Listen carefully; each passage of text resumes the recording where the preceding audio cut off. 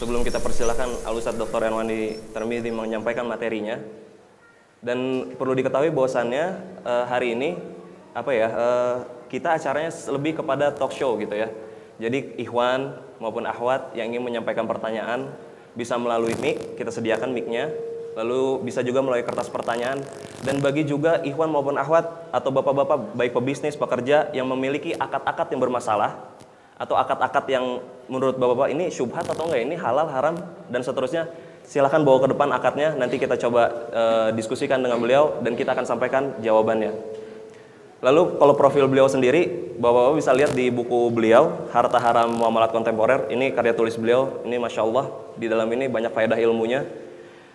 Lalu profil tentang beliau itu bisa dilihat di halaman terakhir.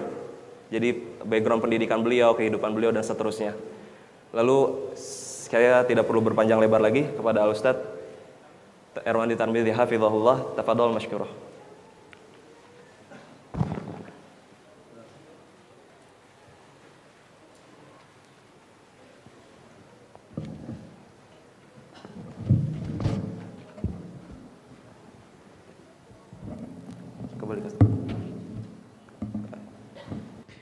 Assalamualaikum warahmatullahi wabarakatuh. Waalaikumsalam warahmatullahi wabarakatuh. Alhamdulillah rabbil alamin wa bihi nasta'in wa nusalli wa nusallim wa nubarik ala nabiyyina Muhammadin wa ala alihi wa sahbihi wa man ihtada bihadihi wa istanna bi sunnatihi ila yaumiddin wa ba'du. Ikhwani wa akhwati fillah, hari ini, pagi ini kita mendiskusikan beberapa hal yang penting, yaitu tentang pedagang yang bangkrut. Oh, ini tema Masya Allah ini. Pedagang yang bangkrut. Gimana? Ada pedagang di sini? Banyak. Pengen bangkrut mereka hadir. Berarti pengen bangkrut. Tapi solusi agar pedagang tidak bangkrut itu lain hal. Ini pedagang yang bangkrut kan? Ala kulli hal, ini tema yang diberi oleh panitia. Mereka menginginkan Anda menjadi pedagang yang bangkrut. Maksudnya begitu atau bukan?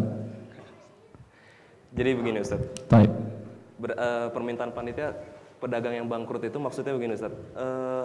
Kira-kira dalam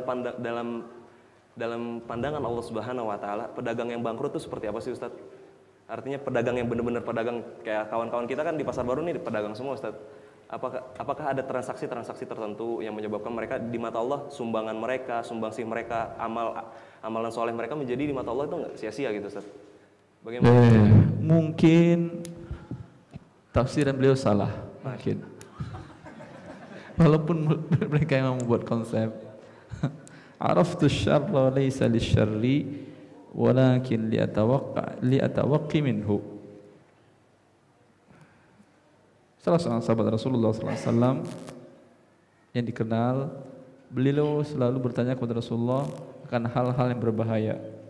Ya Rasulullah, apa yang menyebabkan amal tidak diterima? Ya Rasulullah, apa yang menyebabkan ini hapus? Artinya yang berbahaya. Dia tidak menanyakan, ya Rasulullah bagaimana saya masuk surga? Tidak. Pertanyaan seperti itu ada, tapi ada sahabat yang lain. Tapi sahabat yang satu ini, spesialisasi beliau menanyakan yang berbahaya. Araftu syarra laysa lisyarri walakin liyatawaqqi minhu. Aku mengetahui yang buruk bukan berharap yang buruk itu menimpa aku, tetapi agar aku bisa menghindarkan diri, menyelamatkan diri dari yang buruk tersebut. Mungkin itu maksudnya. Setuju? Setuju. Antum Ustaz yang salah. Bukan model tema bukan dari saya. Nah, Ustaz. Setuju seperti itu maksudnya? Alhamdulillah. Nah. Karena ini menakutkan, pedagang yang bangkrut. Tapi bagaimana menjadi pedagang yang sukses, terhindar dari kebangkrutan, terhindar dari yang haram, itu lain lagi. Tapi ini temanya pedagang yang bangkrut. Maksudnya apa ini? Tadi yang seperti sudah saya jelaskan, saya tanyakan kepada panitia, bahwasannya maksudnya adalah dalam pandangan Allah tuh pedagang yang bangkrut itu seperti apa Ustaz? Gitu.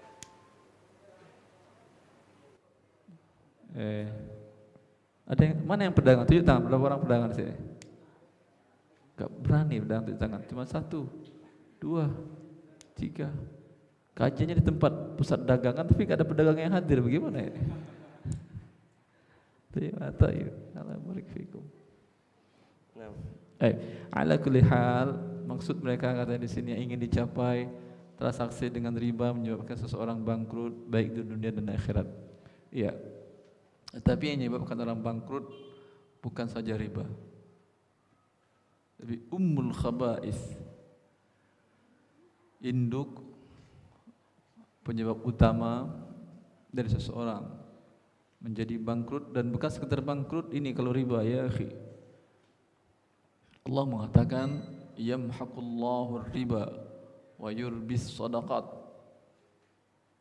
Kata mahaqa, yamhaqu dalam bahasa Arab artinya yazulu tadrijiyan, yaitu hilang pelan-pelan. Dari asal kata mahaqal qamaru, bulan hilang. Dari bulan purnama sampai bulan tidak kelihatan lagi di langit, apakah muncul langsung hilang? Gimana kisah hilangnya dia? Sehari berkurang, 14 hari hilang. Begitu kan?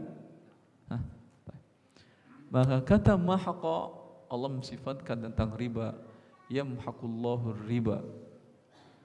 Yamhaqullahu riba wa yurbis sadaqat.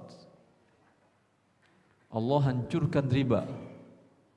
Tetapi Allah menghancurkan riba, apakah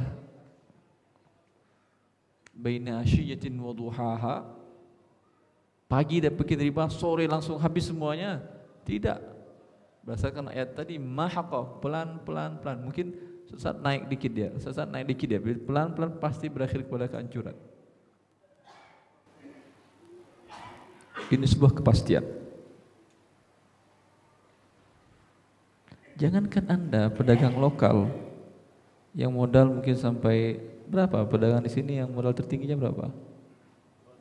Berapa? Gak ada yang tahu? Tidak kedengaran. Yang pedagang berapa modal yang dagang di pasar baru? Siapa dagang yang sampai 1 T modalnya? 100 M. Tertinggi yang saya tanya. 1 apa? T. Cuma 1 M. Kecil loh gitu. Salah. Cuma 1 M. Amerika triliunan dolar uangnya. Karena punya negara. Dari mana dapat? Wallahu a'lam. Bagaimana kesudahan akhir negaranya? Mereka tidak pernah lepas dari krisis ekonomi. Secara nominal besar, nanti berakhir dengan krisis mereka sering kan ya, dari 1926 semenjak mereka menggunakan uang 1932, ada Great Depression, ada depresi keuangan yang hancur. Baru juga ekonomi global gara-gara dia, dunia habis uang dunia gara-gara dia juga kan. Penyebabnya apa? Riba. Masya Allah, yakin riba.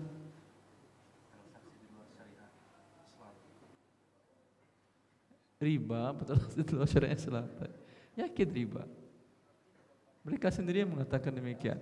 Ana kan di pengantar buku riba dan fikih muamalat ini saya jelaskan, saya ikuti beberapa pendapat ekonom barat Amerika itu sendiri yang menyatakan bahwasanya Amerika tidak akan pernah selamat dari krisis selagi masih sistemnya seperti ini. Sebelum Amerika, negara besar Yunani yang dibangun di atas riba tersebut, sebelum dia Yahudi, yang Allah sifati mereka, وَبِظُلْمٍ مِّنَ الَّذِينَ هَادُوا حَرَّمْنَا عَلَيْهِمْ طَيِّبَاتٍ أُحِلَّتْ لَهُمْ وَبِصَدِّهِمْ عَنْ سَبِيلِ اللَّهِ وَأَخْذِهِمُ الرِّبَا وَقَدْ نُهُوا عَنْهُ. Karena orang-orang Yahudi melakukan riba padahal mereka sudah diharamkan melakukannya. Ini sebuah kezalim yang menyebabkan Allah menghancurkan umat ini. Ini sunnah kauniyah. Yahudi maupun Amerika maupun siapapun, apalagi bila Anda Muslim melakukan riba ini, maka jangan pernah berharap Anda mendapatkan laba. Oh Ustaz, teman bisnis saya dulu di kecil, sekarang kaya raya dia. Pakai pinjaman dari bank, konven. Pakai riba Ustaz. Hah? Anda mungkin ingin mematahkan teori tadi ya? Hah? Ini yang bikin teori bukan saya. Allah yang mengatakan yamhaqullahu riba, Allah hancurkan riba tersebut. Tapi hancur tidak drastis. Mahaqa, pelan sampai habis. Saksikanlah oleh Anda dan perhatikan kehidupannya. Harta yang diinginkan dia tidak jumlah besar. Dalam waktu dekat atau lambat pasti akan hancur. Habis berkurang. Kenapa? Karena teori inflasi. Andai dia sendiri tidak berkurang. Teori inflasi, penyebab utama inflasi apa? Riba. Yakin riba tuh? Bagaimana kisahnya? Beliau ekonom dari Malaysia, kita coba. Bagaimana kisahnya inflasi membuat tidak ada riba? Kan antum Ustaz. Iya, saya ustadznya tadi, terima kasih. Coba Anda perhatikan. Bila seorang pengusaha jual tekstil umpamanya, dia menggunakan modalnya dari riba. Jelas? Berarti dalam setiap barang yang dijualnya, ribanya yang paling murah berapa persen yang harus dibayar dia setiap bulan? Pinjamannya 1 miliar, berapa harus dibayar dia ribanya, bunga ribanya? Hah? Setiap bulan 1%. Yang Anda terima atau Anda bayar ini? Saya kok nggak yakin ya. Biasanya setahun 23% kan ya? Hah? Bukan? Pengalaman, Masya Allah.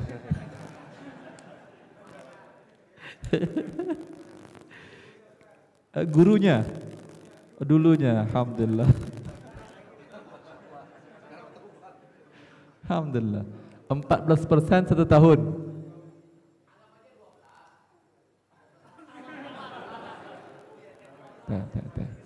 Saya kasih 10 antum, tidak ada masalah. 10%, 10% ya. Akan dicicilnya selama 1 tahun, ya kan? 1 miliar berarti berapa bunga riba yang harus dia serahkan? 1 tahun 120 juta. Ini yang pasti harus dibayar ke bank tadi. 5 tahun. 5 tahun cuma 10%. Enggak ada, ini sumbangan namanya ini. Bank apa ini antum? Bank Udin kali ya. Kalau bank konvensional tidak ada seperti ini. Kenapa tidak mungkin? Karena mereka akan membayar bunga untuk si pemilik uang berapa setahun? Yang untuk deposito 6%. Belum lagi akan masukkan di sana laba untuk mereka, belum biaya operasional mereka. Enggak mungkin ini. Saya memang bukan tukang bank, tetapi bisa mengertilah. Walhasil anggap ini 13%. Per tahun pertambahannya. Maka 1 miliar pinjaman tadi harus dibayar setelah 1 tahun 1 miliar 130 juta rupiah. Paham? Kalau terlambat Anda bayar, terkena riba baru lagi atau tidak? Penalti. Penalti, tapi namanya penalti dalam kurung riba. Berapa penaltinya sebulannya? Berapa? Saya tanya berapa persen? Fadol. Berapa persen, Pak? Masya Allah, banyak pengalaman di sini ya. Udah tobat kalian tadi.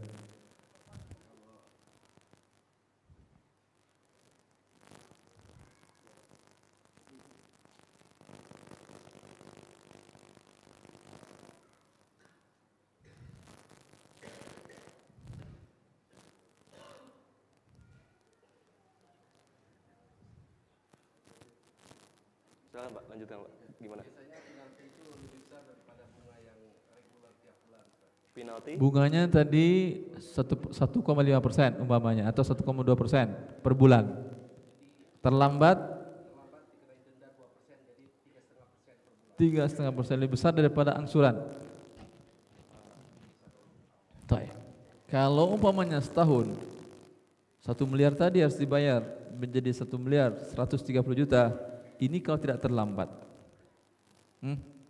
Kalau terlambat nambah lagi 130 juta lagi lebih. Baik. Kalau terlambat begitu kan dendanya. Maka dalam hal ini bank ingin Anda terlambat atau tidak? Ingin dia Anda terlambat sehingga dia berdoa, ya Allah lambatkan, hancurkan usaha orang ini sehingga dia utangnya banyak. Untung kami gitu kan ya. Masya Allah. Belum lagi doa dari Allah tadi dan doa dari tukang bank ini ingin menghancurkan usaha Anda. Allah mengatakan yamhaqullahu riba. Allah hancur pelan-pelan sampai habis. Mungkin Anda mengatakan, Ustaz, alhamdulillah saya memang terlanjur bikin riba usaha saya selama ini, tapi masih aman Ustaz, masih naik terus usaha saya. Teori Ustaz salah. Teori saya mungkin salah. Tapi apakah salah firman Allah? Tidak. Mari kita buktikan.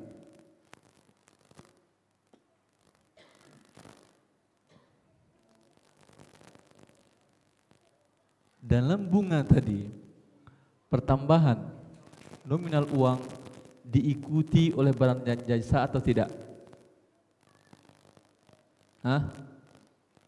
Indonesia, setiap negara, mereka tidak mungkin mencetak uang lebih besar daripada barang jasa yang ada. Kalau tidak, mata uangnya tidak ada nilainya. Jelas? Tidak. Maka dengan aset, mereka hanya cetak segitu saja. Akan tetapi, dengan munculnya bunga, berarti akan ada tambahan uang yang bergulir yang tidak diikuti dengan barang dan jasa. Sampai sini paham? Paham atau tidak? Bertambah angkanya, tapi tidak diikuti dengan pertambahan real barang dan jasa. Apa yang terjadi? Besar nominalnya, nilainya tukarnya turun karena tidak diikuti dengan barang dan jasa. Riba, pertambahan riba diikuti dengan barang dan jasa atau tidak? Tidak. Oleh karena itu, coba baca di muqaddimah dari Robert Kinston itu, apa kata dia? Baca, Ray.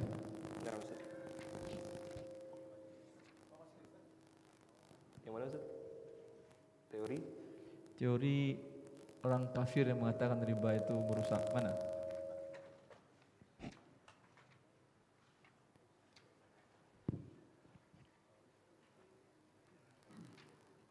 Nah, di buku beliau halaman di buku beliau yang terbaru, yang lama juga ada itu, bukan yang baru aja.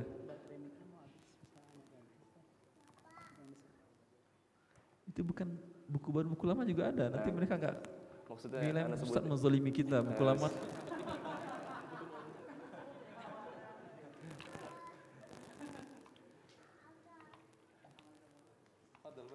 Nah,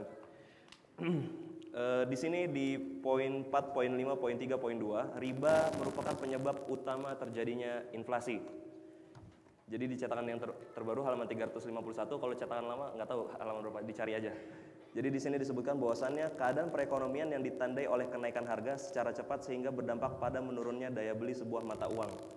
Penyebab utamanya terjadi inflasi adalah riba itu sendiri, karena produsen yang mendapatkan modal dari pinjaman berbunga pasti Sebentar, yang saya minta sama kayak yang dijawab oleh beliau. Yang antum minta apa? pernyataan dari pakar ekonomi non-muslim tentang riba penyebab inflasi.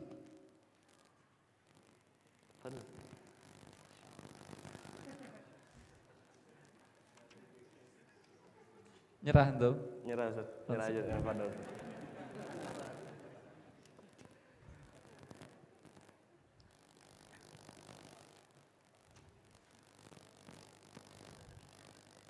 Nyerah Ustaz.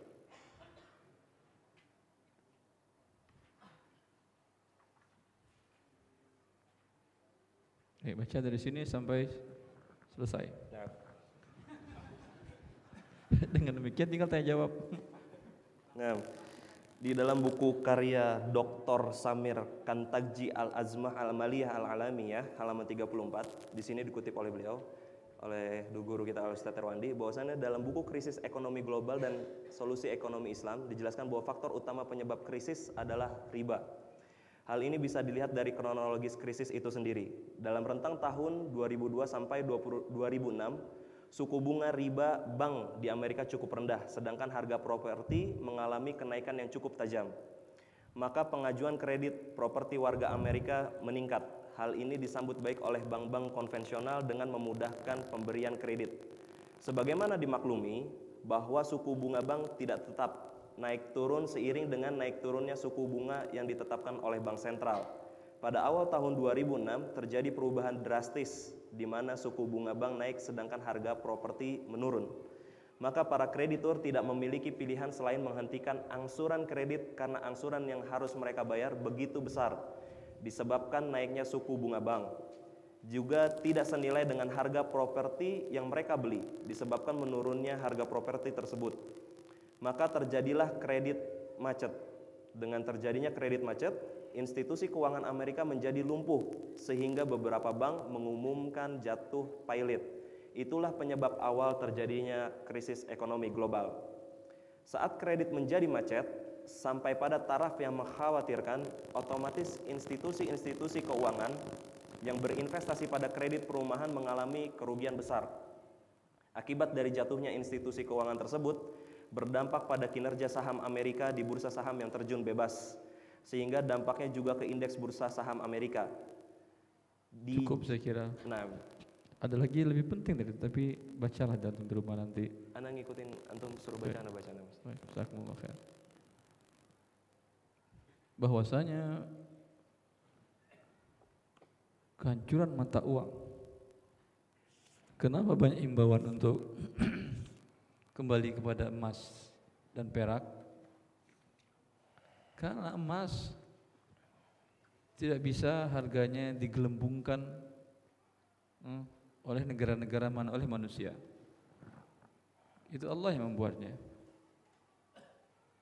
Kenapa? Antum lihat, kenapa mata uang Amerika nilainya lebih besar jauh dibandingkan mata uang negara Anda? $1 mereka sama dengan berapa rupiah Anda? 14.700. Allahu Akbar. 14.700. Satu dia, Anda 14.000. Masuk akal? Gak ada kalau orang yang masuk ini ya, akhi. Ini kenapa dia lebih tinggi? Kalau emas 1 kilogram emas di Amerika dengan karat yang sama dan 1 kilogram emas di Indonesia dengan karat yang sama, bagaimana? Mana yang lebih mahal? Hah? Sama nilai tukarnya? Ini dia mata uang yang adil.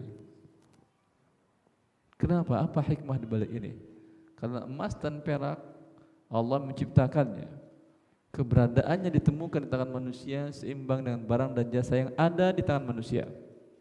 Kalau mata uang tadi mau-maunya negara, negaranya preman, kenceng, kuat, udah kita bikin tinggi nilai tukar kita. Mau ada yang kecil, yo bagus gak apa-apa, 1:13.000, 1:17.000.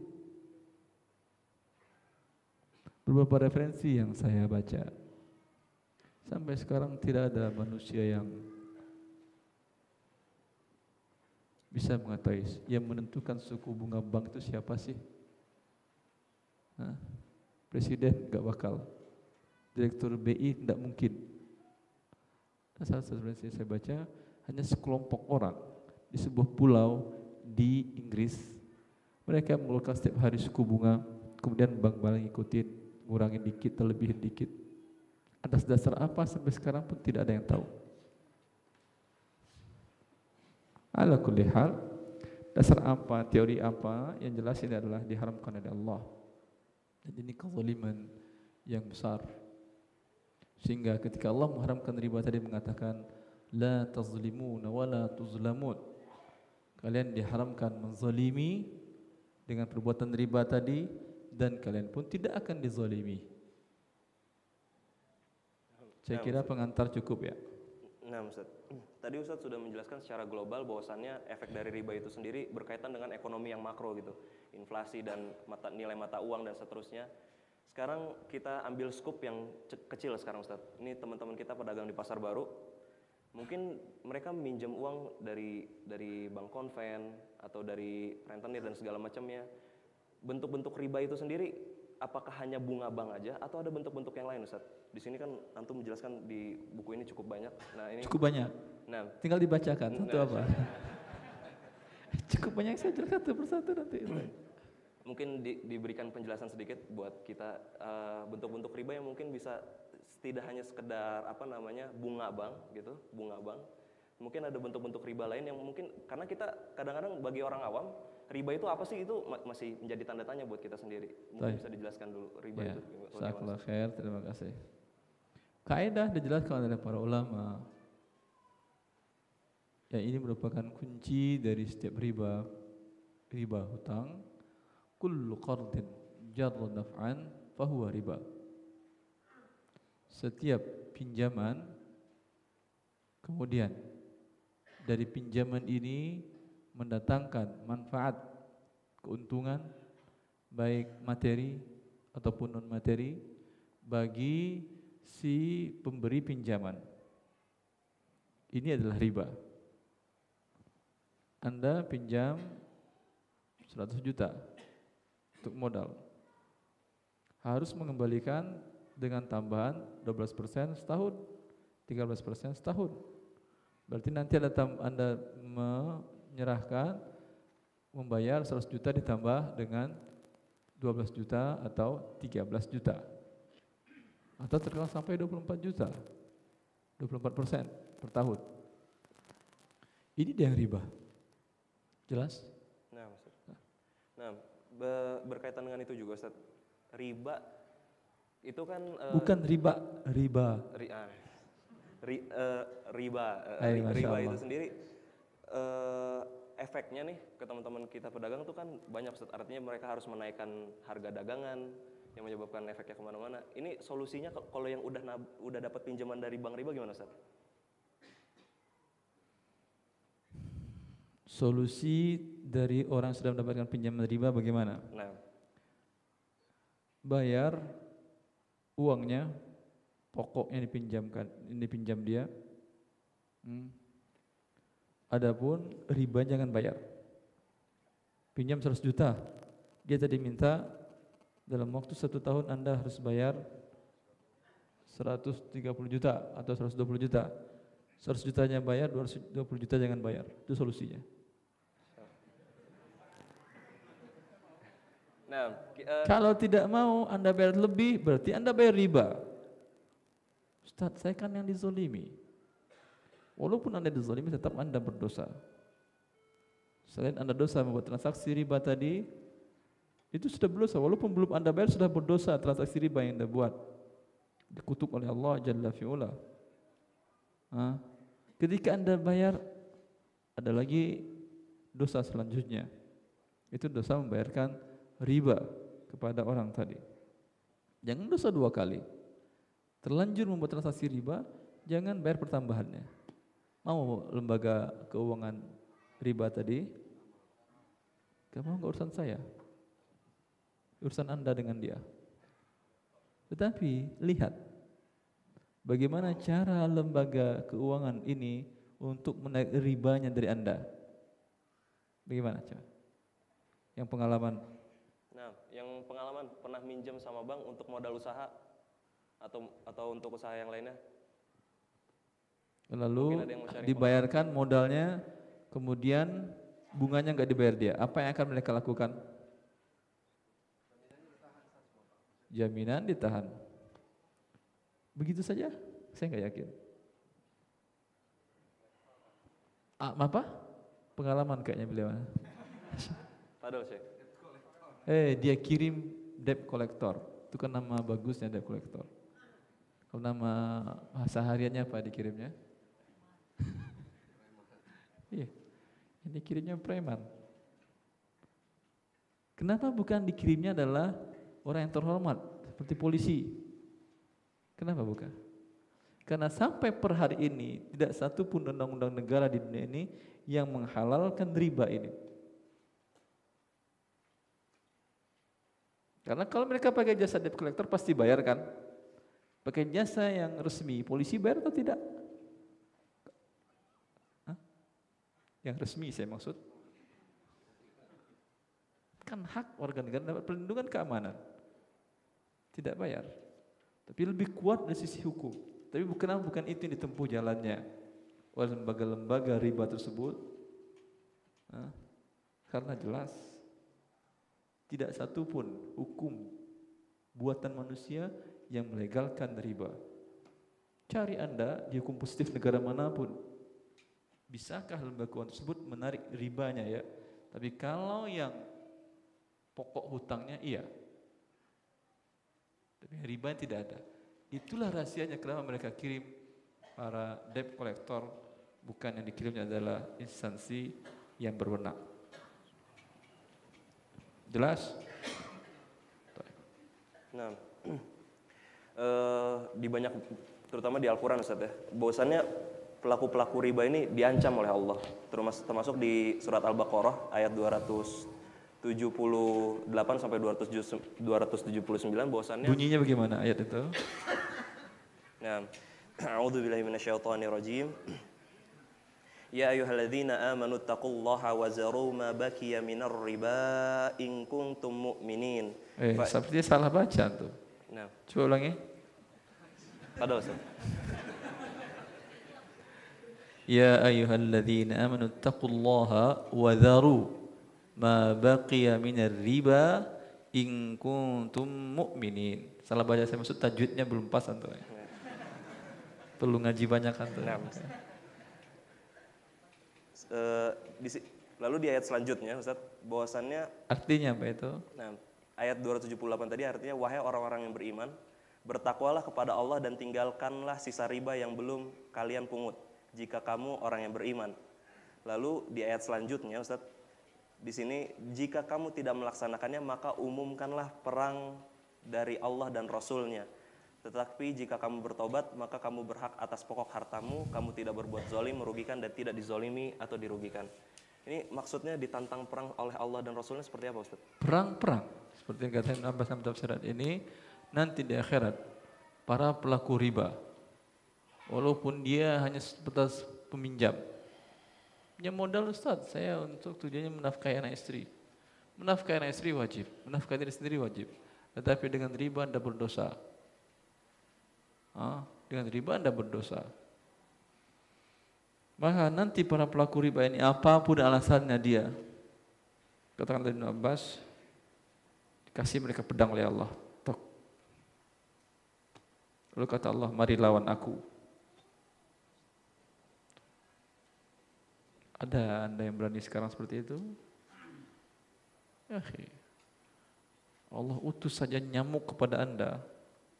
1000 ekor nyamuk. Aedes aegypti. Gimana? Berani? Nyamuk, makhluk Allah yang kecil Allah utus kepada Anda. Ini sekarang Anda melakukan perbuatan itu, nantangin. Itu artinya apa? Ayo maju sini. Tidak ada dosa yang paling besar. Imam Malik rahimahullah ta'ala ketika ditanya, apakah dosa yang paling besar dalam Al-Quran? Maka beliau sebentar. Beliau baca Al-Quran dari awal sampai akhir. 3 kali beliau ulang. Lalu beliau menyatakan, tidak ada yang besar daripada dosa riba. Karena tidak ada ancaman dalam Al-Quran tentang sebuah dosa perang melawan Allah kecuali pelaku riba.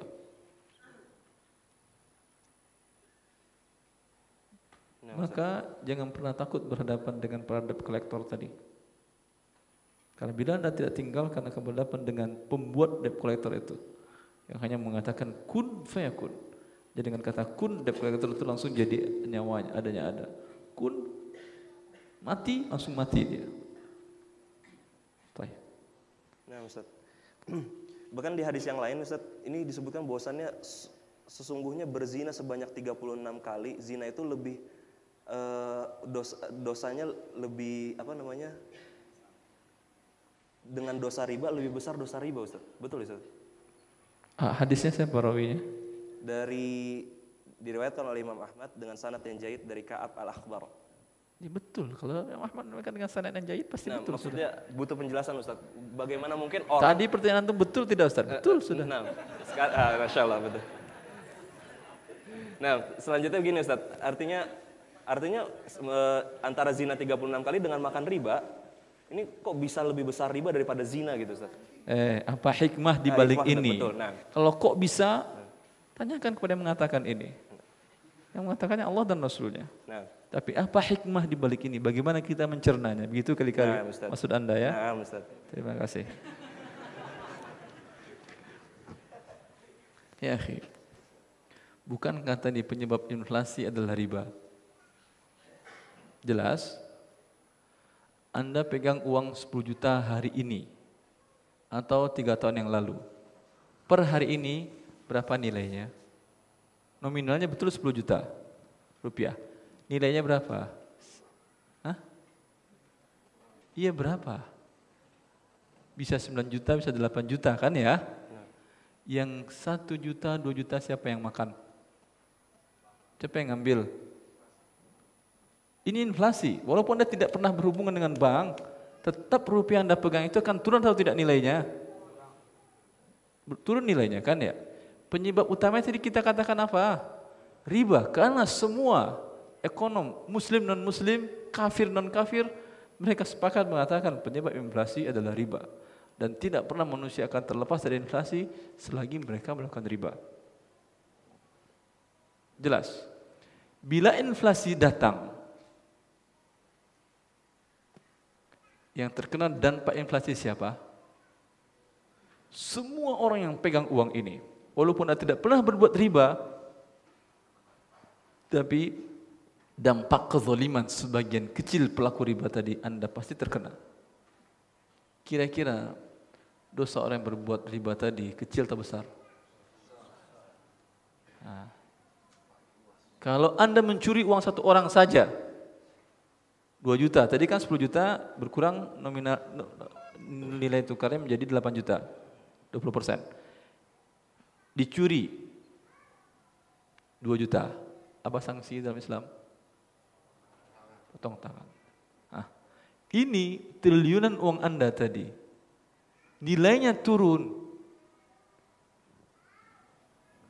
Rupiah yang beredar umpamanya sampai lebih dari 13 triliun umpamanya, turun nilainya 20% karena inflasi. Ini disebabkan oleh pelaku riba tadi. Ini baiknya pelaku riba mau diapain nih? Diapain baiknya mereka? Kira-kira di baiknya apa? Misalnya orang pasar bahasanya mantap. Diapain baiknya mereka? Tidak ada manusia yang bisa berbuat apa-apa. Karena mereka dilindungi oleh hukum negara yang membuat riba tersebut. Tetapi dari hadapan Allah, makanya Allah memberikan ini pedang, perang, ayo perang. Ibnu Abbas meriwayatkan bahwasanya diberikan pedang kepada mereka dan nanti di akhirat mereka lawan Allah. Langsung face to face perang. Ya, Ustaz. Di hadis yang lain Ustaz, bahwasannya di sini dari Jabir radhiyallahu anhu bahwasannya Rasulullah SAW bersabda, melaknat orang yang memakan riba, orang yang diwakilkan, yang mencatatnya, orang yang memakan riba, orang yang mewakilkannya. Salah terjemahannya itu. Nah, Ustaz. Siapa yang terjemahin itu? Itu bukan mewakilkan, mukilahu, pemberi makan. Memberi makan. Lihat di buku saya, itu yang betul. Nah, Ustaz. Enggak ketemu Ustaz. Jika ketemu udah itu aja baca yang salah. Tadi perbaiki yang salahnya. Nah, yang mencatat La'anallahu akilar riba wa mukilahu. Akil yang makan. Mukil dia enggak makan tapi dia ngasih. Nah, Paham? Seorang pedagang pinjam modal ke bank dengan cara riba tadi. Lalu dia akan membayarkan riba kan ya? nah, Pinjam 1 miliar, bayar 1 miliar 240 juta. 240 juta ini dia ngasih kan? Iya kan? Ngasih ke siapa? Ke bank. Bank yang makan 240 juta ini dia pemberi makannya. Tadi di situ apa terjemahannya? Mewakilkan. wa mukilahu. Siapa yang terjemahin itu? Kok nggak ngerti bahasa Arab sih? Enggak, nah. Lalu di sini disebutkan juga wa kitabahu wa Wakatibahu syahidaihi wa qalahum sawaun. Katibahu itu apa artinya? Yang mencatatnya, Ustaz. Iya. Allah mengutuk, melaknat, dijauhkan dari Allah dan rahmatnya siapa? Selain yang makan bank tadi, atau rentenir, atau siapapun yang memberikan dana dengan akad riba. Mukilahu yang minjam kemudian memberikan uang, ini rugi 2 kali ini ya akhi. Anda pinjam 1 miliar, harus bayar 1 miliar 124 juta. Ya kan? Kan 12,5% itu kan ya? 125 juta. Anda sudah ngasih keluar 125 juta, sekarang harus dikutuk lagi oleh Allah. 2 kali ruginya. Kemudian wakatibahu dan yang menulis.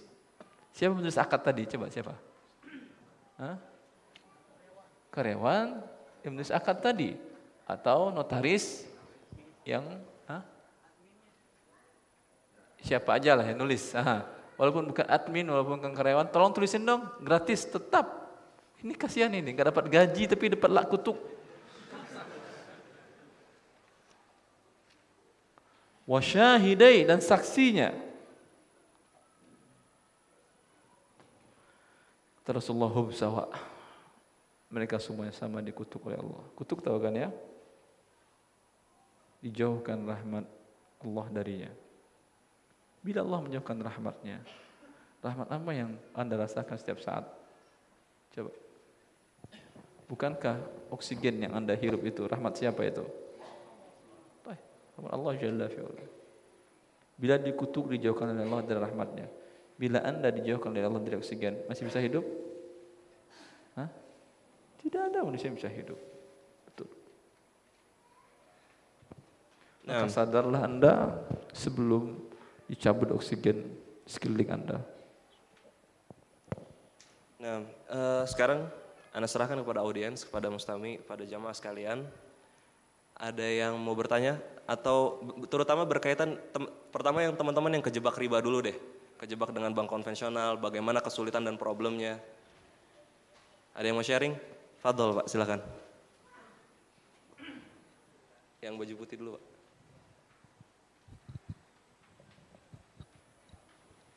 Namanya siapa Pak? Dari mana? Usahanya apa? Assalamualaikum. Assalamualaikum. Waalaikumsalam warahmatullahi wabarakatuh. Nama saya Tatak Pak, dari Bandung. Tapi saya kerja di Jakarta. Saya kebetulan di bagian keuangan. Berdiri aja Pak, berdiri. Saya di bagian keuangan Pak. Asalnya perusahaan kami itu nggak minjem uang Pak. Masya Allah. Hanya berkembang. Saat ini kita punya plafon tuh sampai 10 juta dolar Pak. Plafon itu apa? Pinjamannya Pak. Jadi bisa ditarik sampai. Tapi nggak minjam. Belum Pak. Belum minjam. Belum. Tapi ada kesetiaan bank berikan pinjaman. Iya. Setuju Anda itu? Iya. Jadi pimpinan kami. Pinjamannya ada bunganya. Betul. Anda setuju bunganya berarti? Ya. Ya setuju. Allah mengharamkan. Betul Pak. Jangan Pak. kita Betul, Pak. setuju. Jadi pimpinan kami itu mengajukan dan disetujui untuk yang 10 juta dolar itu. Berapa juta? 10 juta dolar Pak. US dollar. Nah, Ya. Saat ini hampir terpakai sekitar 3 juta dolaran. Tapi kita bisa narik sampai 10 juta dolar. Ya. Nah, permasalahan yang saya hadapi itu memang kami ini semuanya sebenarnya muslim semua, Pak. Pengusaha ini muslim semua. Pribumi muslim. Yang jadi ganjalan saya itu ya memang itu kita selalu terlibat dengan riba itu, dan saya sebagai accountingnya yang mencatat dan jangan mengurus ke bank. Ini yang selalu jadi gundah di saya. Apakah ini harus saya keluar atau bagaimana gitu, Pak? Ini Bukan yang apakah sekarang saya keluar Ustaz, Iya. izinkan atau tidak? Saya izinkan. Ya. Betul, Pak.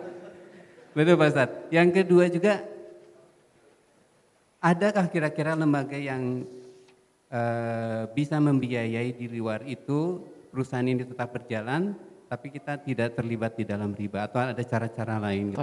Antum jangan cari lembaga, susah nyarinya. Betul. Tapi cari kepada yang membuat bumi dan langit ini. Bisa? Insya Allah. Allah barik fiikum. Terima kasih Ustaz. Assalamualaikum warahmatullahi wabarakatuh. Nah Ustaz, ini ada pertanyaan nih Ustaz. Hukum riba sudah terkenal, banyak yang mengalami atau terlibat di dalamnya. Ustaz tolong carikan solusi supaya terhindar dari cara riba. Syukran. Sudah sama jawabannya dengan beliau tadi. Ya akhi, antum jangan bergantung kepada manusia. Apalagi bergantung kepada manusia dengan cara berbuat maksiat kepada Allah. Anda ingin mencari dunia, mencari rezeki Allah, mencari nikmat Allah, dengan berbuat maksiat kepadanya, berbuat dosa besar, riba. Kira-kira dikasih atau tidak? Bila anak Anda saja, atau istri Anda, atau siapa yang beri nafkah, dia ingin minta sesuatu kepada Anda, apakah dia mendekatkan diri kepada Anda atau malah bangkang kepada Anda? Jawab. Mendekatkan diri kepada Anda.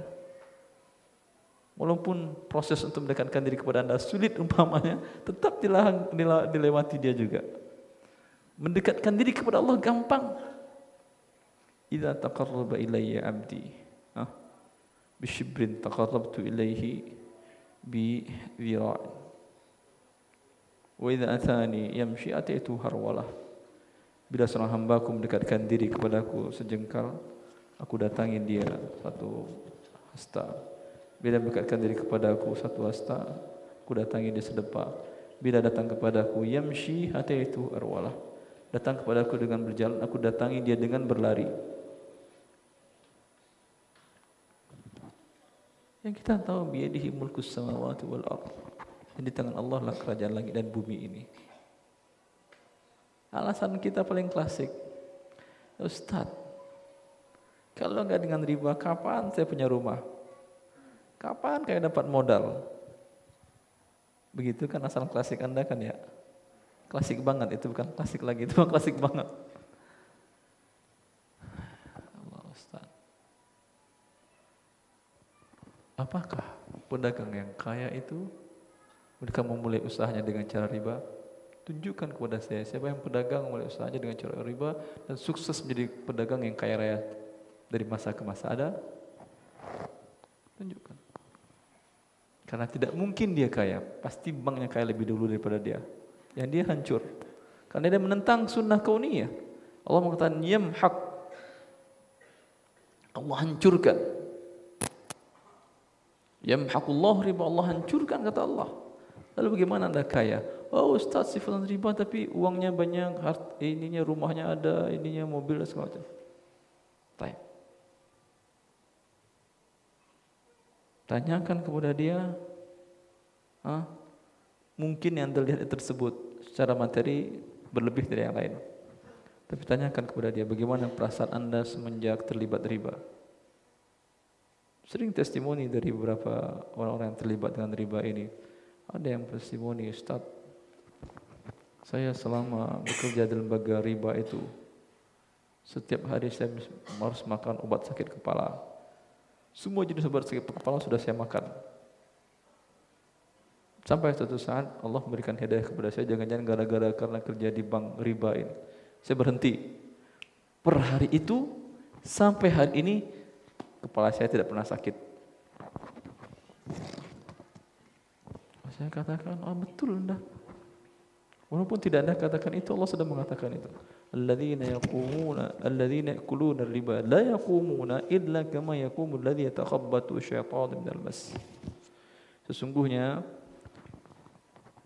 orang-orang yang makan riba itu mereka berdiri bagaikan orang berdiri kesurupan. Orang berdiri kesurupan, apa yang sakit? Kepalanya kan? Kesurupan apanya sakit? Kepalanya sakit atau tidak? Iya, yang pernah kesurupan ngaku dia itu, ya katanya. Sakit seterusnya ya akhi. Itu sakit fisik. Belum lagi sakit mentalnya dan seterusnya. Allah Ta'ala. Nah, Ustaz. Lagi pertanyaan langsung bagi yang mengalami kasus. Nah, silakan. Enggak, Pak. Nama, asal dan pekerjaan. Assalamualaikum warahmatullahi wabarakatuh. Waalaikumsalam warahmatullahi wabarakatuh. Nama saya Safri, berasal dari Padang, Sumatera Barat. Saya pedagang pasar baru, Pak. Yang saya mau tanyakan, kalau kita udah terlibat riba, tadi solusinya Pak Ustadz, tutupin modal pinjaman riba. Sementara Kenapa kurang jelas kenapa? Solusinya apa tadi? tadi kalau nggak salah saya dengar dari Pak Ustadz, kalau kita udah terlibat riba utang, kita tutupin modal, Tutupi sisa utang. Sisa utang tutupin sebesar yang kita pinjam. Nah nanti bunganya jangan dibayar kan? Jangan dibayar. Jangan betul. dibayar. Jangan bayar. Biarin kolektor datang sekalipun kan gitu. Kalau dia datang, dakwahi dia. Oh gitu ya oke. Nah yang mau saya tanyakan, kalau kita belum punya modal untuk menutupin utang, nah bagaimana solusinya Ustadz? Jual barang. Contoh, Anda. kita punya utang 100 juta. Kita cuma bisa cicil 5 tahun. Tapi untuk menutupin 100 juta, untuk hari ini, kita nggak sanggup. Sebentar. Ada aset yang 100 juta Anda punya? Oh, belum. Rumah punya? Jaminan. Belum. Rumah, nggak punya rumah? Belum. Masa nggak punya rumah dapat pinjaman? Oh, biasanya kan jaminan gitu, Tad. Ya, rumah dijamin. Kita beli rumah, rumah ke rumah Anda ini kan ya? Ya. Ya, bilang ke dia jual rumahnya, saya nggak bayar hutangnya. Sisa dari hutang saya kembaliin. Mau nggak dia? Oh gitu. Saya pikir dulu, Tad. Belum siap. Pikir dulu, Tad. Insya Allah gitu. Tapi saya pikir Allah dulu. ibarik fikum. Insyaallah. Kafana khairakum. Ya gitu aja, Tad. Ya. Itu diantaranya. Itu solusi akhir. Kalau ada teman yang mau minjamkan uang tanpa riba, tutup tadi, bayar dengan teman nyicil. Oh gitu, Tad. Atau Ustadz pinjamin saya uang, saya tutupin mata atau bisa jadi gitu kan, gitu. Atau Ustadz saya pinjamkan saya uang. Ya, saya tutupin utang gitu. Berapa utangan tuh? Nanti di belakang nanti tenang. Nanti kita ngobrol, Tad. Terima kasih, Tad. Assalamualaikum warahmatullahi wabarakatuh. Salam. Nah, di Ahwat sudah ada Pak? Ahwat? Ya. Ahwat dulu, ada yang mau bertanya, silakan. Ya, Assalamualaikum warahmatullahi wabarakatuh. Waalaikumsalam warahmatullahi wabarakatuh. Nama, pekerjaan, Ibu, dan asal dari mana? Nama Ibu Else dari Cikadut, pekerjaan ibu rumah tangga. Nah, silakan Ibu. Saya mau tanya Pak Ustadz, saya kebetulan punya usaha baru di rumah ya, jual air minum. Tapi airnya dari sumur pribadi di rumah, terus saya olah melalui mesin, dan dikemas dalam galon. Itu hukumnya apa Pak, menjual airnya Pak? Boleh. Itu yang nomor 1. Terus nomor 2, saya ikut juga usaha travel Pak, menjual paket umroh. Yang dijual itu paket cash, tetapi ada waktu keberangkatan jamaah itu ada tenggang waktu Pak, misalnya 1 tahun, sedangkan uang yang udah disetor itu cash, itu hukumnya apa Pak? Apakah boleh atau tidak? Sebentar, yang nyetor itu tahu dia berangkat setahun lagi? Iya tahu Pak, jadi dia misalnya berangkat tahun 2016 Desember dan dia setor uangnya Desember 2015, itu gimana Pak? Harganya sama atau lebih murah? Sama Pak, nggak ada penambahan dan pengurangan. Mau dia dibodohin? Ya. Kalau dia mau terserah, nggak ada masalah. Iya. Biasanya uang cash di depan berangkat setahun lagi lebih murah. Iya. Biasanya begitu. Kalau nanti berangkat dulu bayar setahun lagi lebih mahal. Iya kan? Ini Anda beli enggak, Pak. sebentar Ibu, Anda beli rumah, uang cash di depan. Rumah setahun lagi jadi lebih murah atau sama aja? Lebih murah. Kalau Anda beli rumah udah jadi, pelunasannya setahun lagi, lebih murah atau lebih mahal? Lebih mahal. Maka ini mahal cash di awal setahun. Ini orangnya yang Ibu membayar tadi itu sehat Ibu. Iya Pak. Tapi kan kalau dilihat Pak, Sampaikan kepada dia. Ini sebetulnya Anda rugi, tapi kalau mau rugi nggak apa-apa, store aja nggak masalah. hah? Kayaknya nggak rugi deh Pak. Rugi dia Ibu. Setahun lagi dia mau berangkat cash Ya. per hari ini, padahal dia bisa berangkat hari ini. Rugi atau tidak? Rugi. Uang setahun dia putar bisa mungkin keuntungan 3 kali lipat dari uang yang tadi. Andai nilainya umpamanya 20 juta, kemungkinan dalam setahun dia bisa dapat 60 juta. Juga mungkin nol. Habis 20 jutanya. Jelas Ibu? Iya. Tapi kalau mata uang nih Pak, kalau pengaruh dari dolar kan biro travel semuanya pada naik Pak. Kita Kenapa kan Ibu? ya Kenapa Ibu? kan kalau misalnya nih Pak, kita nunggu 1 tahun 15.500.000. Apakah tahun depan kita masih bisa dapat yang 15.500.000 gitu Pak? Mungkin bisa 15 juta, mungkin bisa 10 juta. Mungkin bisa 20 juta juga, iya atau tidak? Itu tergantung negara Ibu. Kalau mata uangnya menguat mungkin 10 juta. Karena mereka beli tiket, beli penyewa semua dengan dolar kan. Kalau mata uangnya melemah bisa jadi 20 juta setelah itu. Sudah? Jadi gimana Pak? Harus berkata jujur gitu ya? Iya, sampaikan kepada dia. Udah ngapain kamu lunasin sekarang, nanti aja. Oh enggak, saya enggak. Biasanya dia khawatir nanti uangnya kepakai segala macam. Ya udah tabungan yang mendapatkan keuntungan. Yang halal yang saya maksud. Jelas? Iya Pak. Yang pertama gimana Pak? Pertama. Boleh. Nah, kita kembalikan ke grup Ikhwan. Silakan Bapak-bapak. Itu yang pakai kacamata tadi ngangkat dulu. Silakan Fadal. Mic sebentar.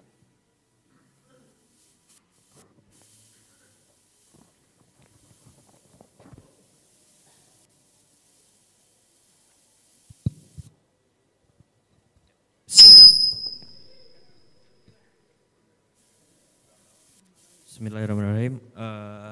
Sebelumnya terima kasih jazakumullah buat panitia yang telah memberi kesempatan. Selama ini saya lihat Ustadz hanya di radio, dengar di radio, lihat di TV dan di YouTube. Sekarang alhamdulillah ketemu dengan Ustadz. Masya Allah, udah lebih menakutkan ya.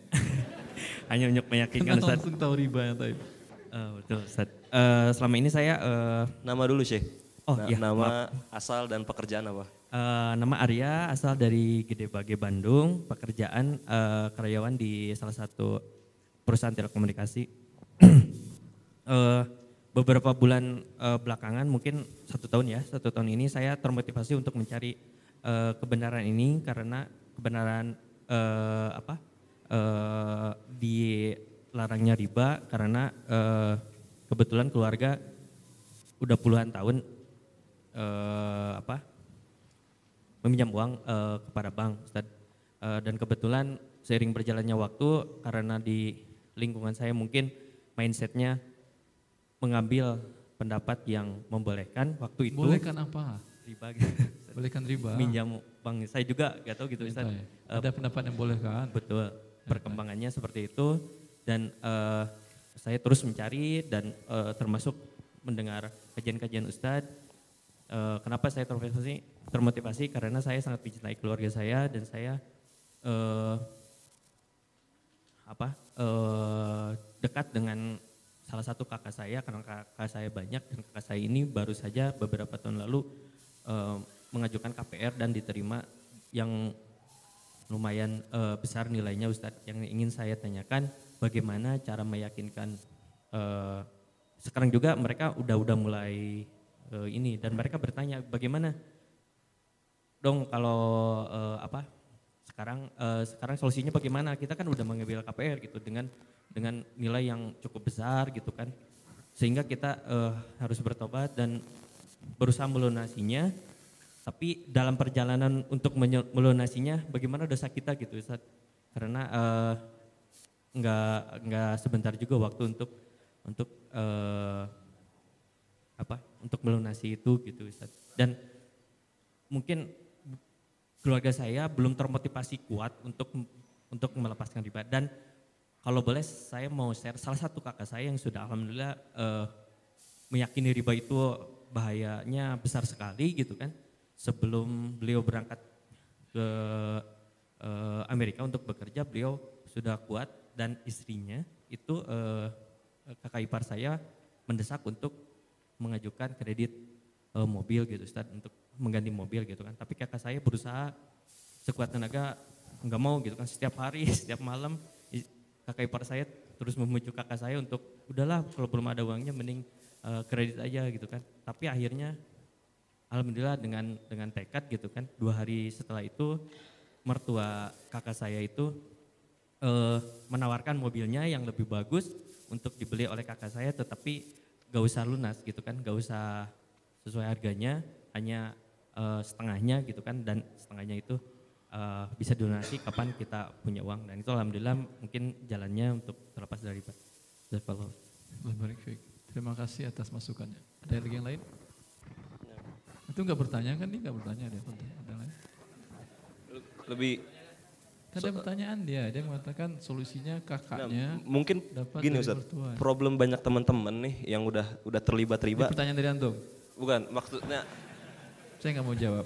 Bukan, maksudnya Anda berusaha mengakomodir teman-teman yang udah terlibat riba. Ini solusinya udah, istilahnya Anda nih udah ngutang gitu loh sama bank. Terus kalau langsung lunasin duitnya nggak ada gitu loh. Itu gimana Ustaz? Betul Ustaz. Bagaimana dengan dosa kita selama kita mencari untuk melunasi itu, dan mungkin ada sebentar, pertanyaan Anda tidak sesuai dengan pernyataan yang panjang lebar tadi. Enggak, yang kedua tadi kan nggak ada ribanya. Yang pertama Ustaz, yang kedua itu yang pertama apa? Yang pertama itu kakak saya yang yang satunya lagi gitu kan. Satu lagi pertanyaan lain ini berarti. Yang pertama. Oke. Tadi enggak itu. Oke. 6. Bagaimana cara dosa kita gitu kan, apakah dosa kita terus menumpuk sementara kita udah sadar gitu kan, tetapi kita belum mampu untuk terlepas dari riba, harta kita terbatas. Dan satu lagi bagaimana mungkin ada step-step atau kiat-kiat untuk meyakinkan. Pertanyaan sekarang ini. Betul Ustaz. Tapi kasusnya sama gitu Ustaz. Step-step. Satu aja cukup dulu kali ya. Oke. 6. Memang dosa riba tadi tidak akan diterima oleh Allah sebelum Anda bertobat. Dan bertobatnya karena berkaitan dengan hak manusia, maka Anda bayarkan pokok hutangnya. Sehingga Allah pun mengatakan, la tazlimu wa in tubtum falakum ru'usu amwalikum la tazlimuna wa la tuzlamun. Jika kalian bertobat, maka bayar pokok utangnya saja. Jelas? Ribanya jangan bayar, bunga jangan bayar. Tapi pokok utangnya bayar sehingga kalian tidak menzalimi dia. Memang dia telah berlaku riba. Lalu karena kamu berlaku riba dah enggak saya bayar. Tidak, berarti Anda menzalimi dia. Dan Anda juga tidak dizalimi dengan cara Anda bayar bunga ribanya. Cukup. Nah,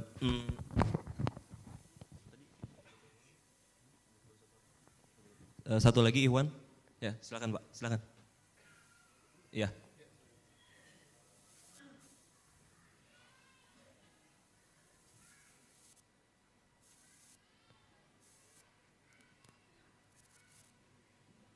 Nama, asal, dan pekerjaan Pak.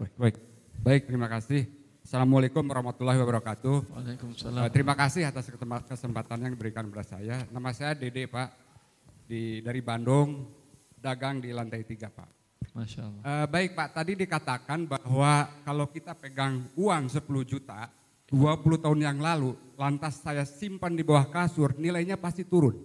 Kenapa turun? Tadi disampaikan karena inflasi. Dan kenapa inflasi? Karena ada sistem riba ya Pak ya. Terus permasalahannya sekarang, kalau uang itu dulu saya belikan tanah Pak. Ya. Dan ternyata sekarang tanahnya itu naik. Bisa naik, bisa turun. Tergantung untuk beli di mana. Ya. Kalau beli tempatnya. Kalau seandainya tanah itu naik, Pak, Ah. ya tanah itu naik. Dan kenyataannya memang pasti naik, Pak. Sering kali naik, Pak. Itu tanah itu. Kalau Sering beli, kali, tapi pasti naik sering kali bagaimana? taruhlah naik. Karena pengalaman saya beli tanah itu naik harganya, Pak. Ya. Iya. Artinya kasus pertama saya dirugikan karena saya terjolimi oleh sistem riba. Tapi kasus kedua saya beli tanah dijual naik. Kalau saya jual saya dapat untung. Apakah itu hukumnya haram atau halal, Pak? Itu aja Pak menurut saya. Karena saya juga tanah naik karena ada faktor inflasi juga Pak. Karena barang-barang juga ikut naik. Jadi itu aja Pak mungkin perbandingannya. Kira-kira Bapak bisa menjelaskan kasus yang pertama dengan kasus yang kedua Pak. Terima kasih Pak. Ya. Allah mengatakan, bukan saya menjelaskan. Wa ahallallahu al-bai'a wa harrama riba. Allah halalkan jual beli, Allah haramkan riba. Terjawab sudah? Baik, terima kasih Pak menjelaskan. Allah barik fiik. Nah, kita ke kertas pertanyaan. Bismillahirrahmanirrahim. Afwan Ustadz, minta tolong rincikan jenis-jenis yang termasuk riba dengan contohnya ya Ustadz, biar jelas dipahaminya. Di buku ada 12 bentuk riba kontemporer, kurang lebih. Coba bacain daftar isinya. Aplikasi riba kontemporer apa aja? Daftar isinya aja bacain apa. Nah Ustadz, di sini di buku Harta Haram Muamalat Kontemporer, yang saya pegang ini cetakan terbaru yang sudah termasuk di dalamnya permasalahan BPJS dengan hedging. Di sini beliau Al-Ustadz Erwandi menyebutkan berbagai macam jenis riba. Ada riba dain, seperti contohnya di sini bunga bank, lalu beliau menyebutkan hukum bunga bank, lalu berkaitan dengan jual beli kredit. Banyak Ustadz? Banyak banget, bukan banyak banget. Udah. Jadi silakan bagi yang bertanya, ini nggak tahu Ahwan atau Ihwat, gak mesti silakan. beli, pinjam juga bisa. Gak mesti beli bukunya, artinya intinya silakan dibaca pinjam, buku. di kopi nggak masalah. Ini hak cipta milik saya, terserah Anda mau ngopi. Betul. Yang saya sampaikan kan boleh, yang di buku ini nggak boleh emang. Yang di buku ini nggak boleh Anda kopi, tapi yang saya sampaikan boleh. Berarti perkataan saya menasakh yang ada di buku, nggak ada masalah. Haknya hak saya kok, bukan hak penerbit. Bukan bukunya yang dikopi gitu Ustaz. Boleh dikopi, silakan. Tapi lebih mahal Anda ngopi daripada beli. Nah Ustaz. Nah, ini berkait pertanyaan keduanya, berkaitan lagi-lagi solusi Ustaz. Apabila sudah terlanjur pinjam, di sini masalah kredit pembelian rumah, kemudian solusinya bagaimana Ustaz? Jual rumahnya atau gimana Ustaz? Ya, betul. Bantuin ya. Nah, jadi yang bagi yang bertanya, jual rumahnya terus uangnya dikemanain?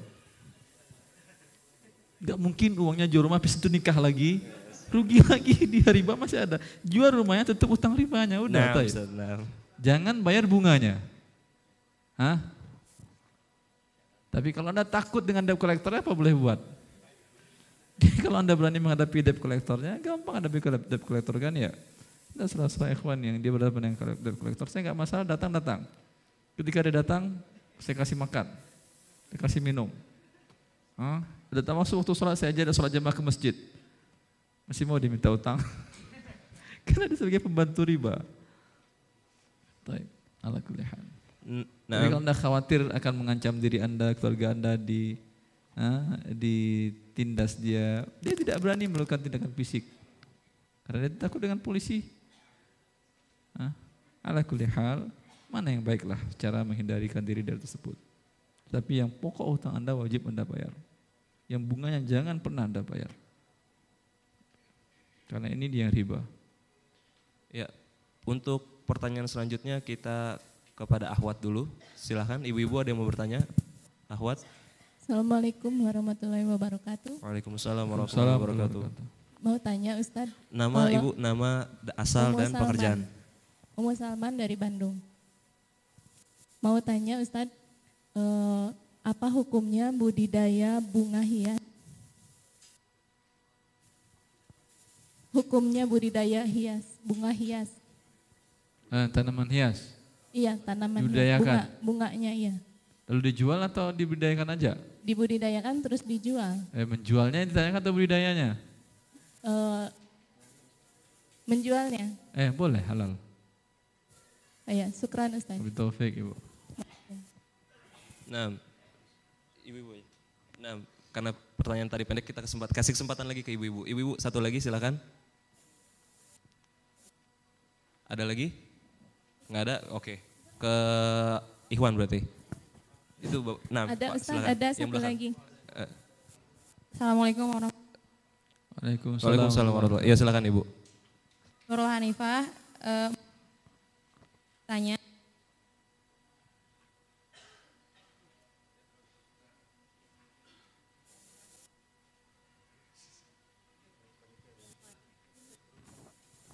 Sambil nunggu, silakan Ibu. Nah, sambil nunggu mic di Ahwat dibereskan dengan panitia, kepada bapak-bapak dulu, silakan Pak, yang peci hitamnya, silakan. Fadol Pak. Mic tolong.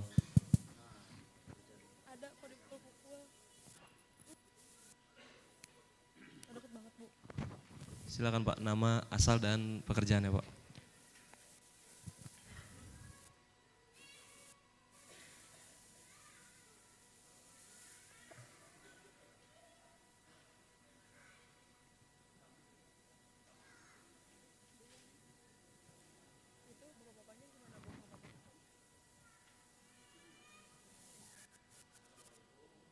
Waalaikumsalam warahmatullahi.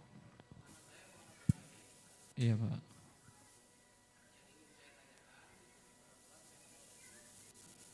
Masya Allah. Nama saya Muhammad Rojali. Saya pedagang di Pasar Baru, lantai D2.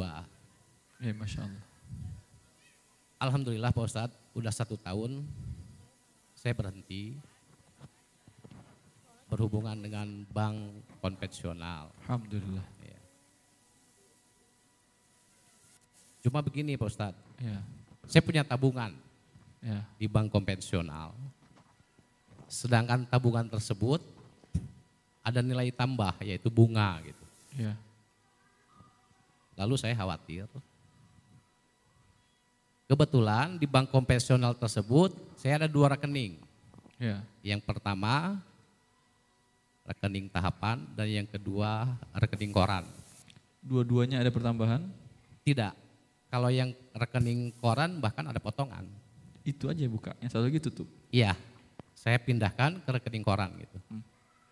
Apakah ada unsur riba di situ? Kan tidak ada pertambahan. Nah, cuma kalau seandainya terjadi backlist. Terjadi apa? Dari rekening koran tersebut. Terjadi apa tadi Pak? Backlist. Kebetulan dana saya itu mengeluarkan giro lebih dari tabungan saldo. saya pindahkan rekening koran gitu. Dari rekening koran tadi sehingga di blacklist? Tidak, seandainya gitu. Seandainya nanti lagi lihat. Oh gitu.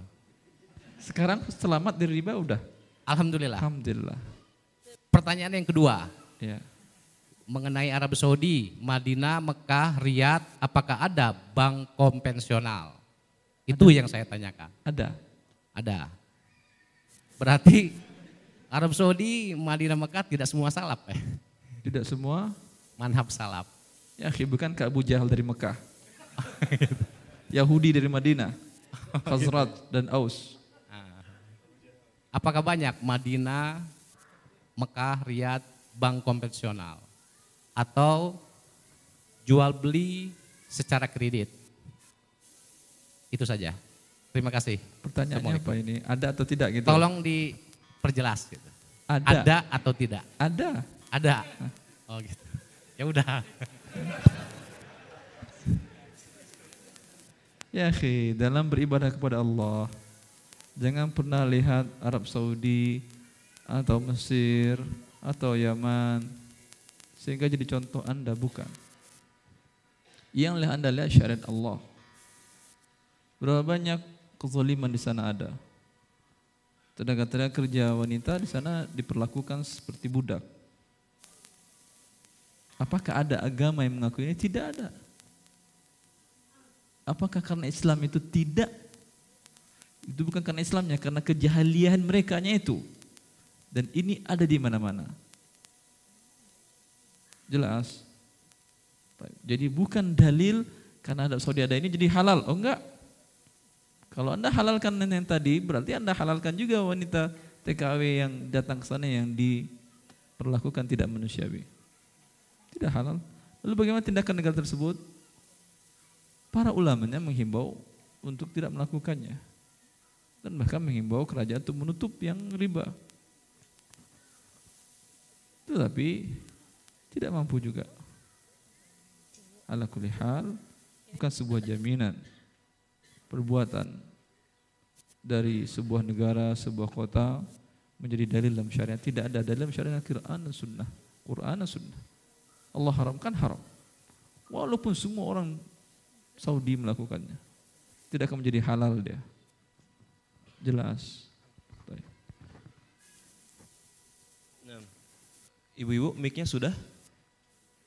Ya Ustadz. Silakan. Mau bertanya tentang Nurul Hanifah, mahasiswa. Apa? Masya Allah. Ustadz mau bertanya tentang hukum jual beli dengan akad pemesanan. Misalnya, Fulan bisnis souvenir. Nah, si Fulan ini menawarkan dagangannya dengan membuat sampel souvenirnya. Jika calon pembeli cocok, Fulan baru memesankan souvenirnya ke pabrik dalam jumlah besar. Jadi di sini Fulan hanya modal sampai sampel souvenir aja. Untuk pemesanan souvenir ke pabrik, Fulan membayar dengan uang DP calon pembeli 60% dan uang sendiri 40%. Apakah jual beli yang kayak gini diperbolehkan? Gimana moderator? Coba ulangi.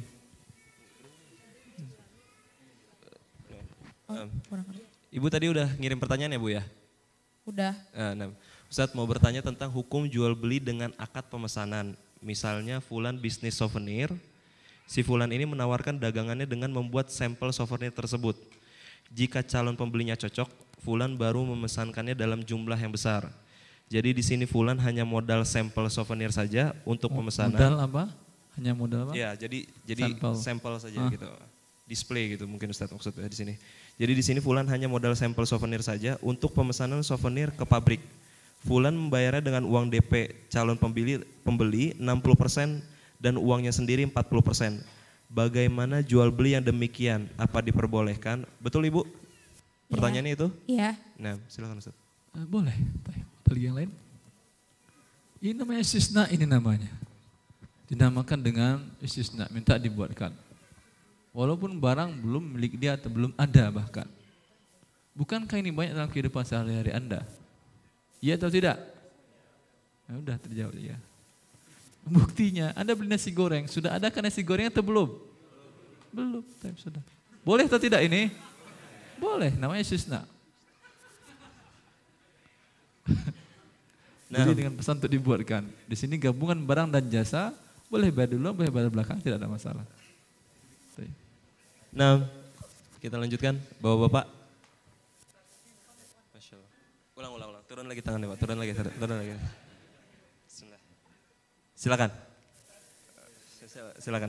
Fadol Syekh. Mike. Assalamualaikum.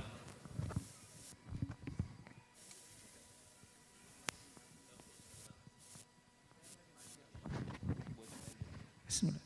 Nama saya Widi dari Bandung, pekerjaan supir truk. Pertanyaan saya di desa kami, Bapak Kepala Desa memungut uang dari rakyatnya sebesar Rp100 seminggu. Uang itu digunakan untuk pinjam-meminjam bagi yang membutuhkan, untuk fakir miskin. Nah, dari hasil dari pinjaman itu, apabila ada orang yang meminjam terus telat membayar, dikenakan denda. Untuk infak, dendanya itu untuk dikembalikan untuk infak lah. Nah, pertanyaan apakah hal ini dibolehkan?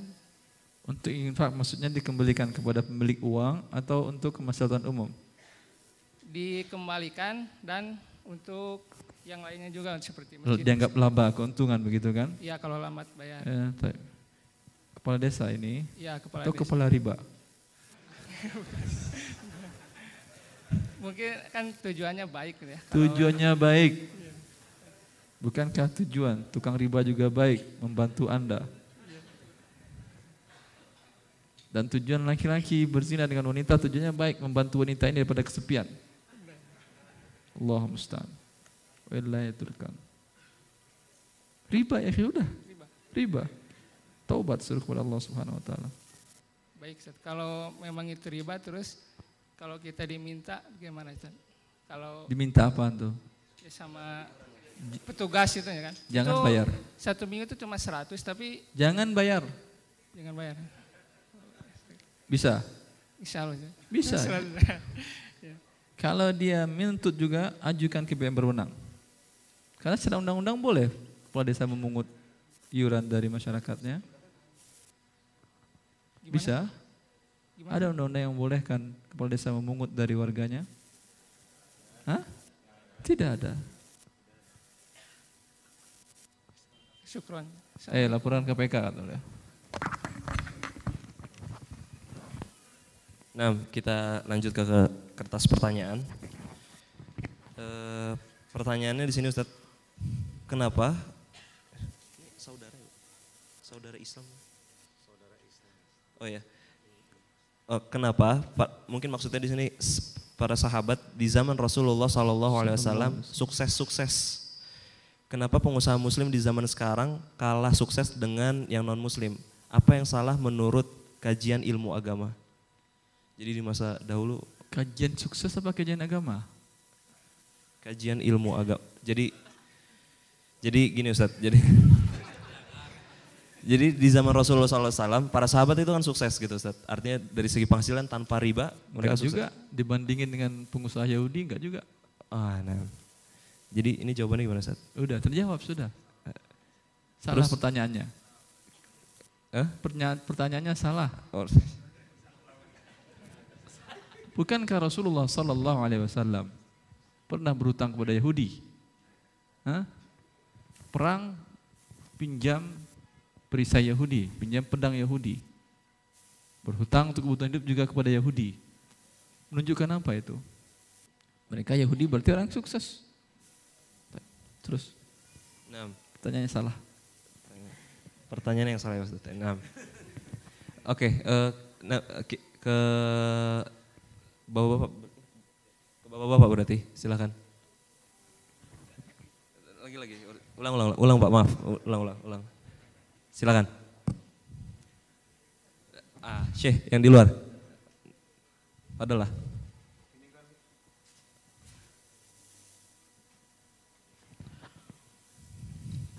Assalamualaikum warahmatullahi wabarakatuh. Waalaikumsalam warahmatullahi wabarakatuh. Nama saya Abu Akram dari GBA. Siapa nama itu? Abu Akram. Abu Akram, yang dipertanyakan sekarang kan transaksi tidak bisa lepas dari rekening bank konvensional ya. Enggak. Transaksi zaman sekarang maksudnya. Tidak. Oh, tidak. Anda menyatakan transaksi zaman sekarang tidak terlepas dari bank konvensional, begitu kan ya? Saya katakan tidak.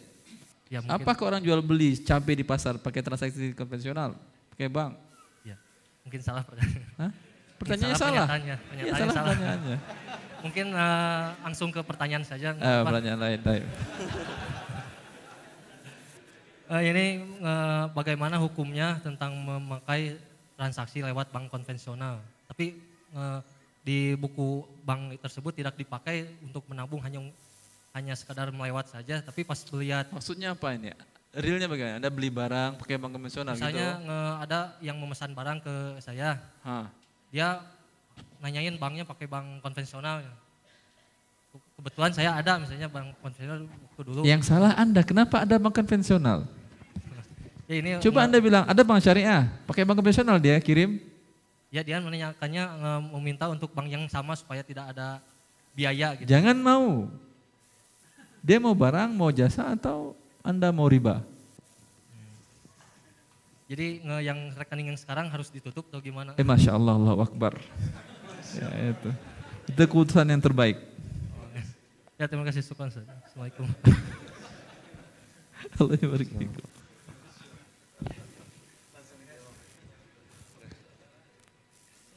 Selesai. Dari Ahwat satu orang. Ahwat dulu Pak sebentar. Ahwat silakan. Ibu-ibu. Assalamualaikum Ustadz. Waalaikumsalam warahmatullahi wabarakatuh. Ahwan, saya Ana Wiwi dari Jakarta. Suami Ana sejak kami menikah kerja di bank konvensional. Insya Allah per 1 Oktober nanti beliau sudah resign. Alhamdulillah, sujud syukur Ibu. Sudah? Yang mau Ana tanyakan, sejak kami menikah kami kan sudah bisa membeli aset, ada rumah, kendaraan, dan sedikit tabungan. Selain dari gaji suami Ana, alhamdulillah ada pemberian juga dari orang tua Ana, dan Ana juga ada usaha kecil-kecilan jahit, menjahit. Yang mau Ana tanyakan, bagaimana status aset yang kami punya ini? Apakah yang punya ibu tidak ada hubungan dengan suami? Berarti aset ditanyakan aset suami kan ya? Yang dari hasil upah kerja di bank riba itu kan ya? Iya, jadi ya. Yang untuk kebutuhan, bisa nggak ibu hidup dengan suami bila semua aset yang dimiliki suami dari bank riba tadi dikeluarkan? Bisa atau tidak? Jawab dulu, bisa atau tidak? Insya Allah. Alhamdulillah. Maka jual seluruh aset yang didapatkan suami dari bank konvensional tadi, berikan kepada fakir miskin, katakan kepada suami, sekarang saya yang menafkahi kamu dengan harta yang halal. Dulu kamu menafkahi kita dengan harta yang haram, sekarang saya nafkahi kamu dengan harta yang halal. Kira-kira suami jadi sayang pada ibu atau tidak? Insya Allah. Gak bakal dia kawin lagi kalau gitu insya Allah. Udah hutang budi dunia akhirat dia apa lagi? Fadal. Syukron Ustaz. Allah barik fiik, senang Masya Allah Ibu. Assalamualaikum. Assalamualaikum. Nah, kepada bapak-bapak, silakan. Ya, yang antum yang pakai yang belakang. Iya, bawa. Ya, sekolah.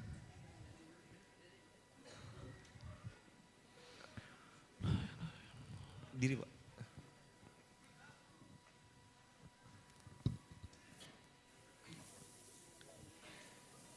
Assalamualaikum warahmatullahi wabarakatuh. Assalamualaikum. Nama saya Dadang, kerja di Jakarta di yayasan. Masya Allah. Yang ingin saya tanyakan untuk kemudahan umat gitu Ustaz. Untuk? Bahwasannya kita didominasi oleh bank konvensional dan semuanya menganut riba, sementara masyarakat kita umumnya muslim dan banyak yang terjebak sana. Sementara juga banyak bank yang mendeklarasikan dirinya sebagai bank syariah, tapi kesyariahannya masih dipertanyakan.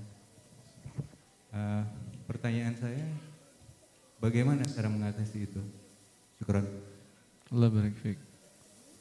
Bagaimana cara solusinya, bagaimana begitu maksudnya kali ya? Bank yang ada bank riba, ada bank syariah tapi tidak semua transaksi bisa dilakukan seperti bank riba tadi. Bagaimana cara menghadapinya, begitu kan ya? Ya, ini PR bersama, masing-masing jawab sendiri. Gak bisa saya jawab sendiri kan? Masing-masing Anda nasabah di bank konven, kalau Anda masih terus melakukan transaksi riba dengan mereka, gak bakal selesai juga. Anda sebagai pengusaha masih menggunakan rekening mereka, untuk apa saya jawab juga. Tapi bila Anda semuanya berhenti dari bank riba tersebut, masih adakah mereka lagi? Tidak. Maka jawabannya ada pada semua Anda. Semoga Allah memberikan taufik kepada manusia seluruhnya meninggalkan riba.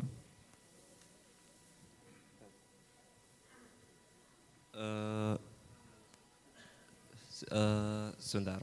Oke, berarti Ikhwan lagi. Assalamualaikum Ustaz. Ntar dulu Ibu, Ikhwan dulu Ibu, sebentar. Ini beliau dari tadi ngangkat terus. Iya, silakan. Ustadz yang nunjuk soalnya, silakan Ustadz. Belum diizinin, belum udah ngangkat. Silakan Pak. Nama, asal dan pekerjaan. Assalamualaikum warahmatullahi wabarakatuh. Waalaikumsalam warahmatullahi wabarakatuh. Nama Ana Bakhtiar dari Bekasi Timur. Siapa nama antum? Bakhtiar. Ah, masa? Yakin Bakhtiar namanya? Nah. Foto. Beberapa saat yang lalu Ana pernah tanya jawab juga atau diskusi juga bertanya kepada Ustadz kami. Masya Allah. Di Rawalumbu Ustadz pernah. Siapa namanya? Di Rawalumbu Ana pernah bertanya sama Ustadz tentang. Di Rawalumbu sudah bertanya? Nah. Sekarang di Bandung jangan bertanya lagi antum? Bukan, artinya bahwa saya itu latar belakangnya adalah ex mantan pegawai bank. Bank riba gitu maksudnya. Dan alhamdulillah, bukan alhamdulillah sebenarnya bahwa saya expert di dalam bank karena Ana cukup lama dari seluruh sektor saya pernah ikut sampai kepala bagian. Jadi kemudian saya baca kitab dari Dr. Arifin Badri bahwa kondisi bank syariah kesimpulannya hanya sebagai ganti baju daripada ganti nama daripada bank konvensional dengan syariah.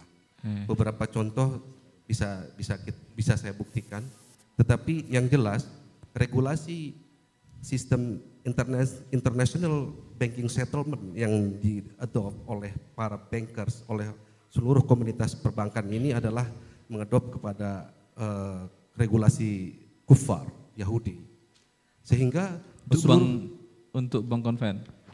Untuk bank konven, kemudian jatuh kepada bank sentral yang ada di negara masing-masing sebagai pengelola dan sebagai pengawas seluruh perbankan yang ada di Indonesia adalah bank sentral.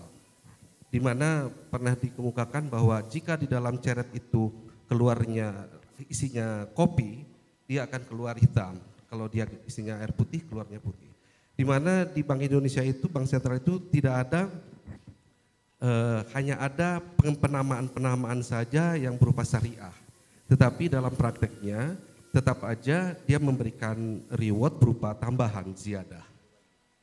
Jadi kesimpulannya bahwa saya pernah riset, pernah lihat di satu bank syariah yang mengatakan paling syariah. Ternyata pada saat saya bilang saya mau naruh uang 100 juta, kapan antum memberikan bagi hasil? Dia bilang, tunggu dulu Pak, di sini lagi banyak nih uang. Tapi sebulan kemudian saya dapat bagi hasil, berarti dusta dia. Belum diapa-apain uang saya udah dapat bunga. Itu namanya bank syariah, yang paling syariah di Indonesia. Jadi kalau menurut saya, selama regulasi di negara kita masih menginduk kepada banking international settlement, itu belum ada bank syariah yang murni. Kecuali, jadi pada saat bank ini kekurangan dana, dia akan tarik, dia akan call ke Bank Indonesia akan mengeluarkan sertifikat Bank Indonesia, dikenakan bunga. Tapi namanya bahasa Arab, di Arab-Arabin. Gitu. Saya kebetulan punya teman yang masih aktif di treasury-nya salah satu bank konvensional yang paling besar, mengatakan demikian. Saya tanya ke bank syariah, kalau antum kekurangan uang, minta kepada kantor pusat antum, dikenain apa? Dikenain bunga antar kantor, ziyadah lagi. Jadi kesimpulannya bank syariah ini seperti bank syariah, ada bank syariah yang berafiliasi dengan Malaysia. Itu saya pernah mau transfer ke anak saya di Al Irsyad, kemudian kode banknya mana ini? Kok bank Bulan Syariah? Tapi ternyata pakai kode bank induknya, tapi dia mengatakan syariah. Jadi sebenarnya syariah itu hanya sebagai nilai jual kepada masyarakat mukmin, kepada masyarakat muslim agar berbank dengan mereka, tetapi pada dasarnya bank itu masih melakukan perbuatan-perbuatan riba. Gitu Pak Ustadz. Jadi kalau Pak Ustadz mengarahkan kepada ini bank konvensional, tapi ini bank syariah. Kalau kita masuk ke dalamnya tidak ada syariah di dalamnya, hanya bajunya dan nama-namanya saja Ustadz. Sebagaimana kalau kita baca di kitabnya Dr. Arifin tentang riba, bank syariah itu hanya sekedar ganti baju. Itu Ustaz. Jadi sebenarnya apa namanya, yang seperti Bapak yang bertanya tadi, susah solusinya kecuali kita sama sekali terlepas dari kedua bank itu, bank konvensional dan bank syariah. Itu mungkin hanya sekedar bagi pengalaman, Ustaz. Insya Allah bagi jemaah sekalian. Assalamualaikum warahmatullahi wabarakatuh. Ada lagi pertanyaan? Assalamualaikum Ustadz. Sebentar Ibu, sebentar, sabar. Saya serahkan dulu kepada Iwan, tapi pedagang pasar baru berdiri, pedagang pasar baru berdiri yang mau bertanya. Silakan Bapak maju ke depan. Kasih mic ke beliau. Siapa lagi? Satu lagi, pedagang pasar baru. Pedagang Ini pasar baru. paling depan. 6. Silakan Bapak itu dulu, nanti selanjutnya. Di belakang dulu, terlebih dulu dia. Itu dulu. Kasih ke belakang. Itu dulu, Bapak yang belakang.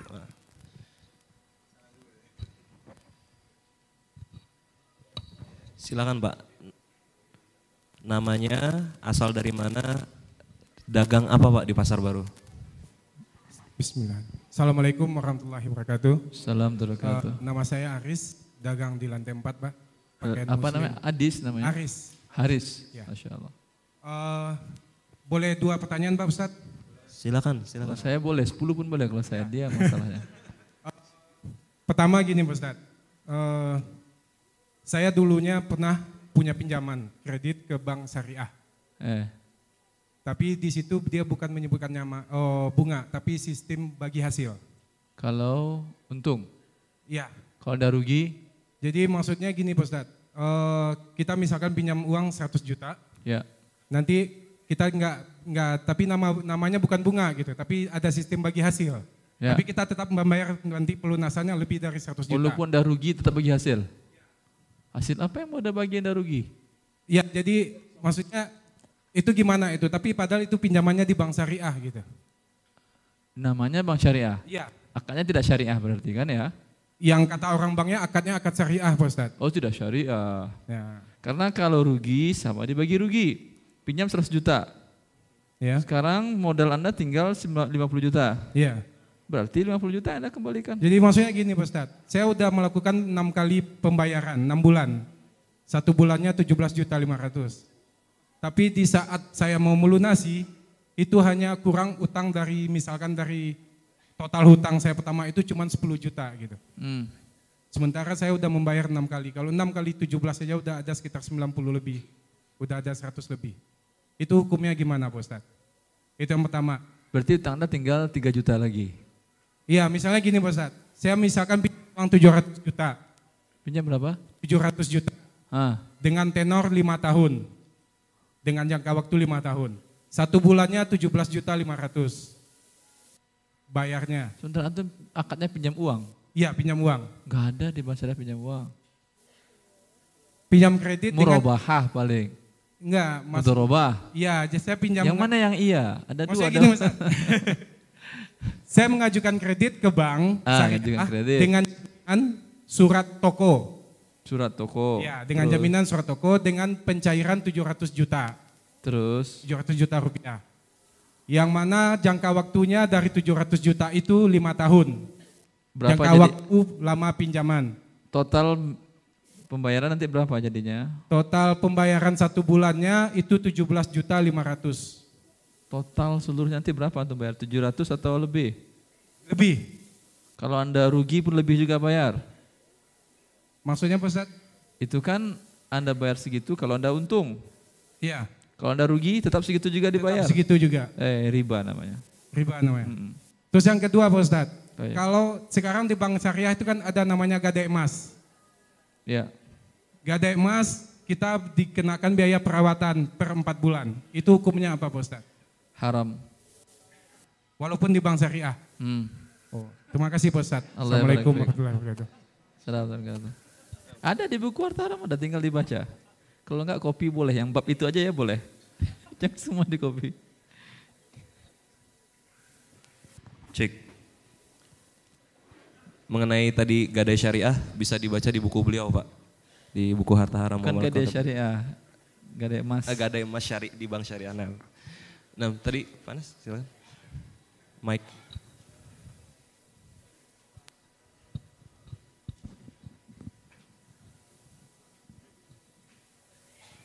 Bismillah.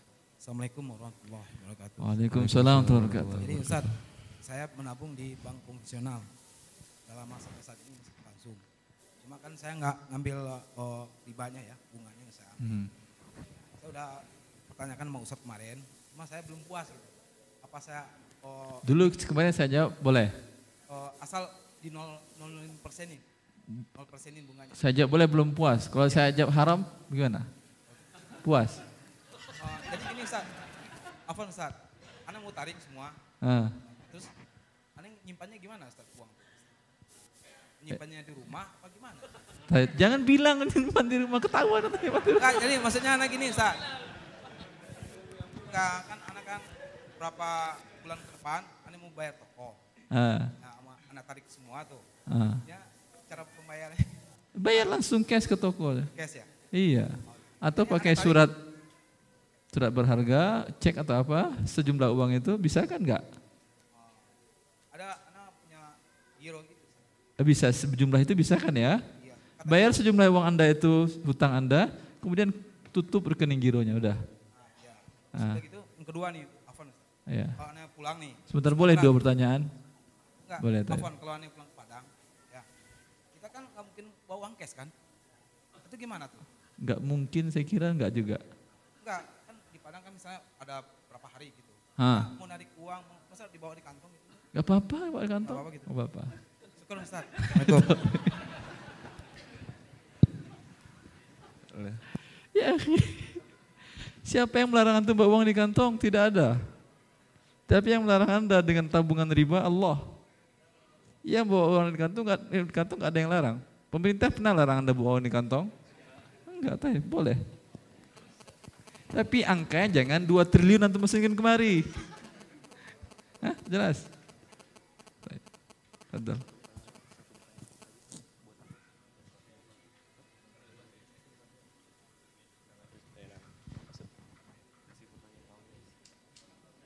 Saya ngasih pertanyaan, yang bisa jawab Dapat buku terbaru.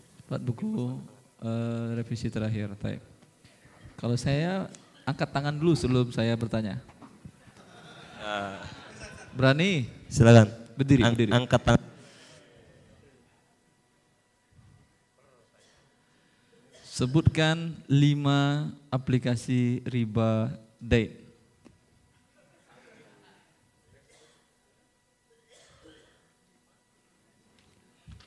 Tes. Riba dain. 5 aplikasi riba saat ini. Riba dain, riba dain.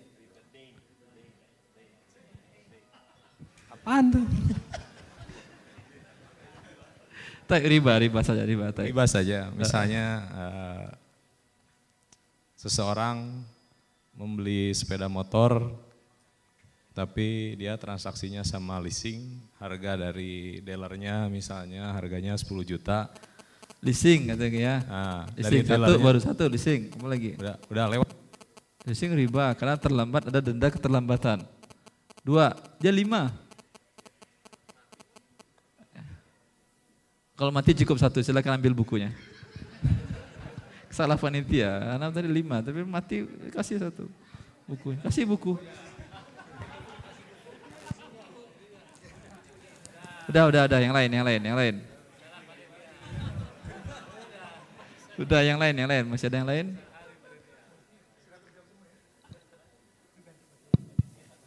Itu dengan syarat buku dibaca dari kulit ke kulit ya. Ya dibaca dari kulit ke kulit. Nah, selanjutnya Ahwat. Silakan Ahwat yang mau jawab pertanyaan Ustadz. Pegang mic dulu, lalu sebutkan nama, asal, dan pekerjaannya. Silakan Ahwat. Gak ada yang bertanya.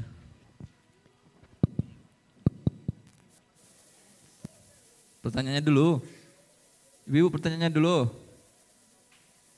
Sebutkan 1 contoh riba yang dilakukan ibu-ibu di pasar. Gak ada yang bisa jawab? Gak bisa jawab, mereka udah bapak-bapak aja. Gak bisa jawab mereka. Ada yang bisa jawab? Antum Ibu-ibu dulu, ibu-ibu. Sebentar Ustadz, dia ada yang mau jawab. Ya, silakan Bu. Nama dan pekerjaan. Cek.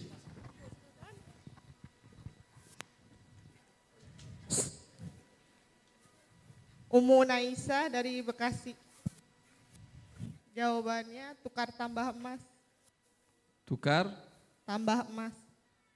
tambah emas. Di pasar mana ini, Bu? Pasar Tambah. Bekasi. Iya. Ibu tukar tambah emas. Iya. Tukar emas kilo dengan emas 2 kilo Ibu tukar. Atau gimana maksudnya? Jual beli.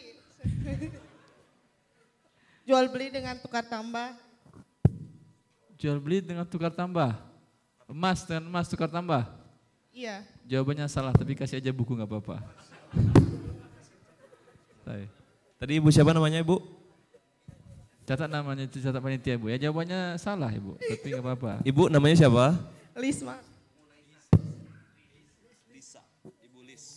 Hubungi panitia perempuan Nanti untuk hadiahnya silakan ambil di panitia ya, Bu. Tinggal berapa buku? Tinggal 3. 3 pertanyaan lagi. Ya, berapa orang bapak-bapak yang siap ditanya? Nah, pedagang pasar baru. Pedagang pasar baru yang mau jawab pertanyaan. Berdiri. Silakan. Kasih mic, cepat, mau sholat. Sebutkan pertanyaannya dan jawab sendiri. Mengenai riba.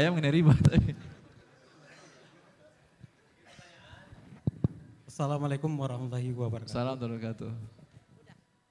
Bagaimana cara pelunasan riba? Jual harta. Bagaimana cara pelunasan harta riba utang? Utang riba. Jual barang yang ada, tutupin. Allahu Akbar. Terima kasih Ustaz. Syukron. Assalamualaikum warahmatullahi wabarakatuh. Insyaallah. Kapan antum mau jual rumahnya? Sendiri Ustaz. Antum enggak bisa. Makasih Ustaz. Pertanyaan saya selanjutnya, kapan Anda mau jual rumah? Allah barik fiikum. Nah, cukup sekian, sudah mendekati waktu zuhur. Kami berikan kesempatan kepada ikhwah sekalian untuk bersiap-siap sholat zuhur. Saya pribadi dan mewakili segenap panitia, DKM dan panitia-panitia lainnya mengucapkan jazakumullah khairan wa barakallahu fikum atas atensinya, atas interaksinya. Semoga ilmu yang kita dapat menjadi bermanfaat dan kita bisa amalkan di kehidupan kita sehari-hari. Saya tutup dengan doa kafaratul majelis. Subhanakallahumma wa bihamdik asyhadu alla ilaha illa anta astaghfiruka wa atubu ilaih. Assalamualaikum warahmatullahi wabarakatuh.